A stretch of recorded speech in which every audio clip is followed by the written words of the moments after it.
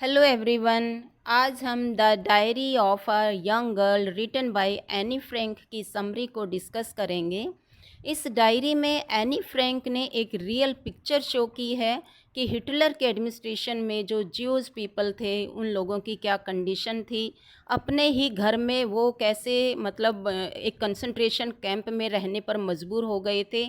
बेशक उनका खुद का घर था, उनके लिए कुछ स्पेशल कानून बनाए गए थे और उन्हें फॉलो करना था। तो एक रियल पिक्चर इसमें वो शो करती है ड्यूरिंग सेकेंड वर्ल्ड वॉर कि कैसे उनको हाइडिंग प्लेस में छुपना पड़ा था और क्या क्या उन पर अत्याचार किए जा रहे थे। तो देखिए, समरी देखते हैं। This is one of the most celebrated diaries of the world, यानी जो एनी फ्रैंक की डायरी है ये वर्ल्ड की सबसे ज़्यादा रीड करने वाली डायरी है, क्योंकि इसको एक बिल्कुल प्रमाण के रूप में यूज़ किया गया है कि जो सेकेंड वर्ल्ड वॉर था उस टाइम पर यहूदी लोगों की क्या कंडीशन थी, वो एक रियलिटी शो करती है। And during her stay in a hiding called secret annex at the time of German occupation over Holland, ये डायरी एनी फ्रैंक ने कब लिखी थी? जब वो छुपे हुए थे एक सीक्रेट एनेक्स में, क्योंकि जो हिटलर का एडमिनिस्ट्रेशन था उसमें क्या था कि जो ये यहूदी पीपल हैं ये अपने ही घर में नहीं रह सकते, उनको एक स्पेशल कंसंट्रेशन कैंप में रहने के लिए बोल दिया गया था। तो ये लोग अपने ही फादर के ऑफिस में, या जहाँ जिसको एक सीक्रेट एनेक्स बोला गया है, वहाँ पर ये छुपे हुए थे और लगभग 2.5 ईयर के लिए वहाँ ये छुपे रहे थे। बट किसी ने जैसे इन्फॉर्मेशन दे दी थी और फिर वहाँ से इनको निकाल लिया गया था। तो जो उसका स्टे था सीक्रेट एनेक्स में, जितने टाइम तक वो रुके रहे थे, तो वहाँ पर उसने डे वाइज, यानी जो युद्ध की कंडीशन थी, उन लोगों पर जो जो अत्याचार किए गए, वो सारा उसमें अपनी डायरी में इसने मेंशन किया है। Anne Frank was born on 12 जून 1929, यानी 1929 12 जून को वो पैदा हुई थी। और जो ये डायरी है, the diary was gifted to her on her 13th birthday by her grand mother. जो एनी फ्रैंक डायरी लिखती है ये डायरी उसको उसकी ग्रैंड माँ ने उसके 13th बर्थडे पर गिफ्ट दी थी। She feels the need to write diary because she wants to lighten the burden of her heart. वो सोचती है कि भी मैं डायरी लिखना क्यों शुरू करूं, क्योंकि उसके अंदर जो भी बहुत सारे थॉट उसके माइंड में भरे हुए हैं उनको वो किसी के साथ शेयर नहीं कर सकती। क्यों नहीं कर सकती? क्योंकि ऐसा लगता है कि भी दूसरे लोग मेरा मजाक उड़ाएंगे या बोलेंगे कि भी ये क्या सोचती है। सो उसे लगता है कि it is much better to write the feelings on her diary, यानी अपने माइंड के जितने भी थॉट हैं, जितने विचार हैं, वो किसी के साथ शेयर करने की बजाय वो बेटर समझती है कि उन थॉट्स को वो एक डायरी में लिखे। That is why she started to write the diary. Once she was feeling low because of boredom and slight depression, an idea lingers in her mind that paper has more patience than people. एक दिन ऐसे ही वो अपने घर में बैठी हुई थी और थोड़ा बोरियत उसको महसूस हो रही थी। तभी उसके माइंड में आया कि भाई it is much better to write the thoughts on a paper.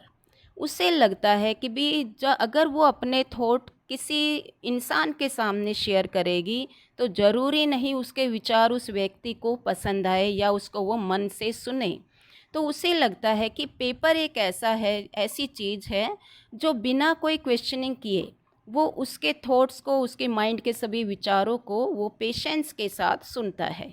इसलिए उसने क्या प्रेफर किया कि paper has more patience than people, कि पेपर के ऊपर आप अपने हर टाइप के थॉट लिख सकते हो।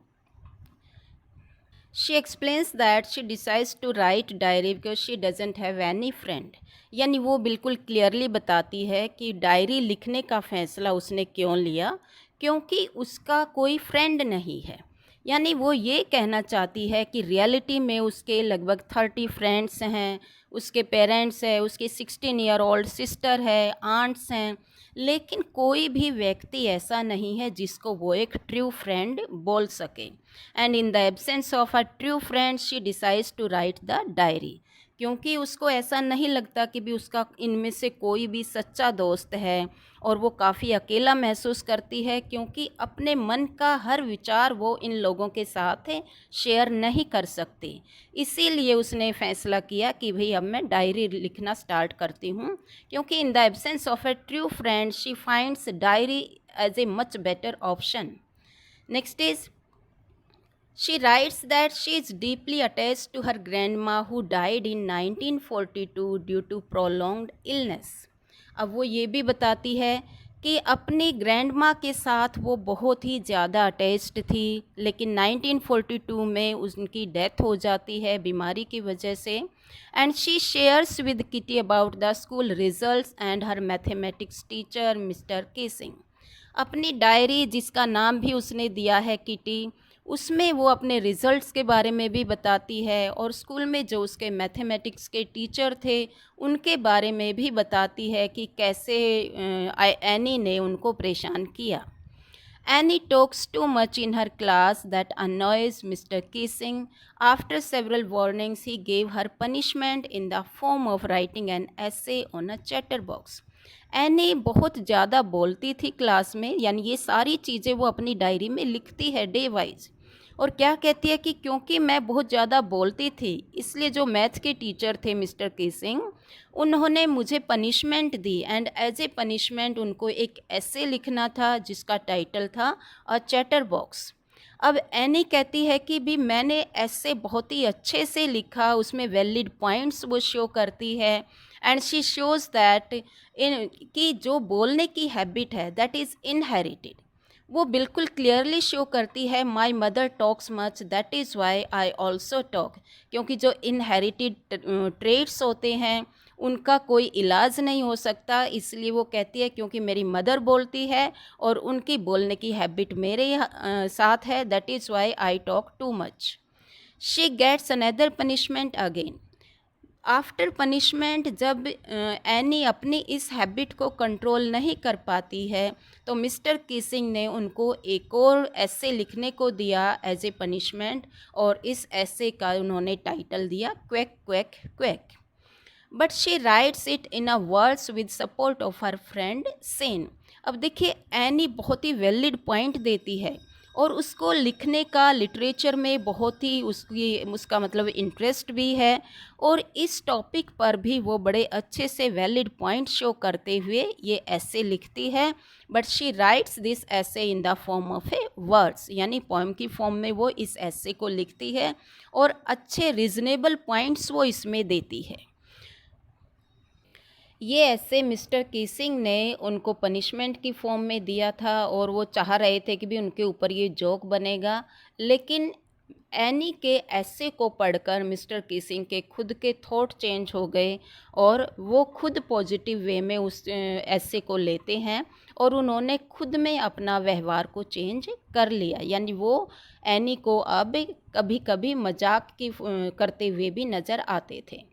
ये चैप्टर एनी फ्रैंक की डायरी का एक पार्ट है जो हमारे सामने 10th के सिलेबस में है। And this is all for this chapter.